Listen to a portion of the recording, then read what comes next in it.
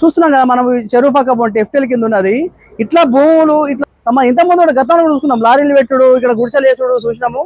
వాస్తవానికి దీనిపైన ఎలాంటి ఎంక్వైరీ చేస్తలేరు ఇప్పటి వరకు. ఇక్కడ ఫ్లాట్లు ఉన్నాయి, పేపర్స్ ఉన్నాయి అని మాట్లాడుతుంటారు. మీ లోపల చెరువు లోపలనే కన్నీళ్ళు ఉంటాయి. అది కూడా చూపిస్తాను ప్రార్థిస్తాం. ముందుకెళ్దాం మనం. చూపెట్టండి, ఇదంతా లారీలు పెడుతుండే. ఇంతకుముందు ఇక్కడ పునాది మున్సిపాలిటీ వాళ్ళు ఇది పునాది తీసారు. పునాది తీసి ఫినిషింగ్ పెడదామంటే మొత్తం ఫ్లాట్ వాళ్ళు వచ్చి ఇది ఫ్లాట్లు మాయి, మేము కొన్నాము, డబ్బులు పెట్టుకున్నాము అని చూపెట్టడం జరిగింది. మరి వాళ్ళకు డాక్యుమెంట్ అనేది ఎట్లా వచ్చింది? ఎవరా మీరు?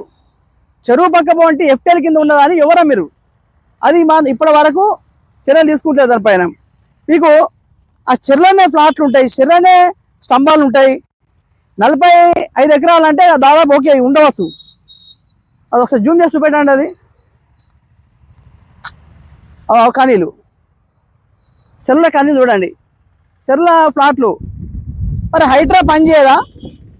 హైడ్రా దృష్టి పోలేదా? రంగనాథ్ సార్, మీకు మీ దృష్టి తీసుకొస్తున్నాము. కమిషనర్ గారు, రంగనాథ్ కమిషనర్ గారు, హైడ్రా టీముకు మేము దృష్టి